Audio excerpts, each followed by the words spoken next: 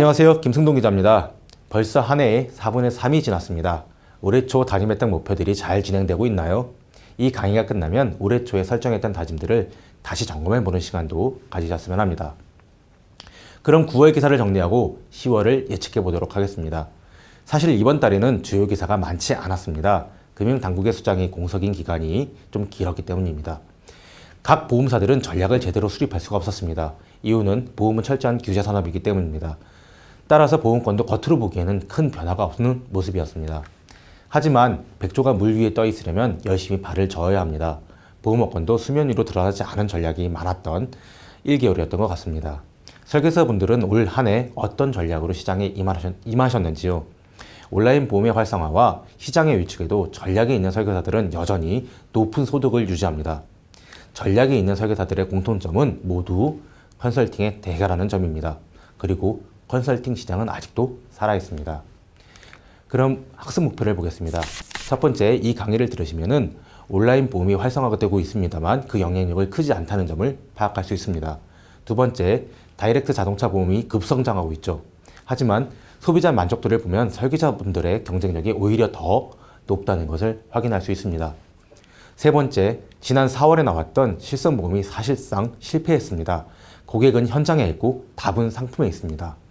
상품을 좋게 설명하는 것은 결국 컨설팅의 몫입니다. 네 번째, IFRS 17 도입으로 인해 각 보험사들은 변액보험 판매를 굉장히 강조하고 있습니다.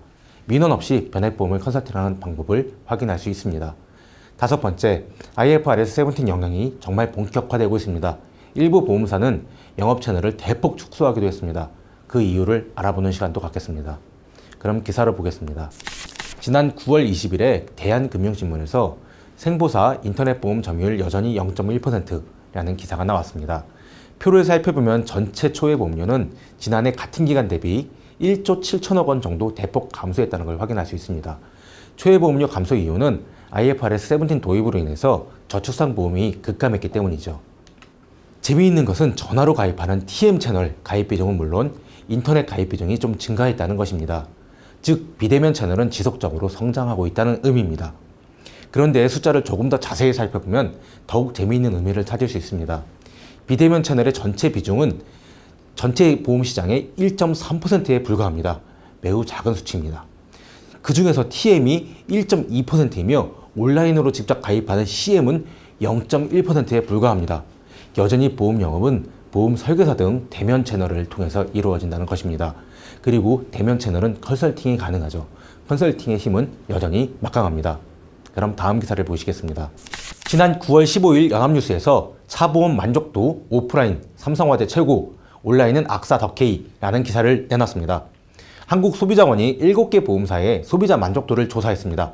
그 결과가 매우 재미있습니다. 설계사분들은 대부분 다이렉트 자동차 보험이 경쟁 채널이라고 생각하실 겁니다. 하지만 실제로는 경쟁 채널이 아니라 보완 채널일 뿐입니다.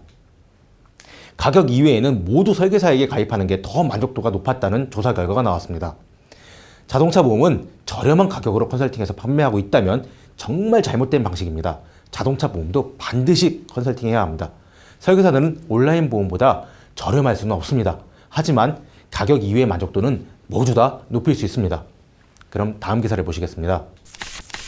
지난 9월 6일 한국일보에서 0.002% 신실손보험 초라한 성적표라는 기사를 내놨습니다. 지난 4월에 금융위원회가 주도한 착한 실손보험이 나왔죠. 기존 실손보험보다 보험료가 25% 이상 저렴해서 착하다는 표현을 썼습니다. 그런데 이 상품 진짜로 착했나요? 일괄적으로 보장되던 담보를 특약으로 좀 뺐습니다. 그리고 자기부담금도 20%에서 30%로 높였죠. 상품이 좋지 않으니 설계사분들은 고객에게 갈아타는 걸 추천하지 않았습니다. 또 추천한 이유가 없었습니다. 상품 출시 전에는 갈아타는 사람이 많을 것이라고 금융위원회가 예측했죠. 하지만 그 예측을 비웃기라도 하듯 3,300만 명의 가입자 중 4개월 동안 전환한 사람은, 신상품으로 전환한 사람은 불과 1,000명도 되지 않습니다. 그럼에도 불구하고 금융당국은 또 유병자 실손보험을 출시를 압박하고 있습니다. 저는 만약 유병자 실손보험이 나오면 지난 2014년 8월에 출시되었던 노후 실손보험처럼 실패할 것이라고 예측하고 있습니다. 또 이처럼 실손보험을 계속 압박하면 외국계 보험사와 중소보험사들은 상품 판매를 중단할 것 같다는 생각도 하고 있습니다. 그럼 다음 기사를 보시겠습니다. 지난 9월 5일 뉴스룸에서 일반 종신보험과 변액 종신보험을 비교한 기사를 내놨습니다.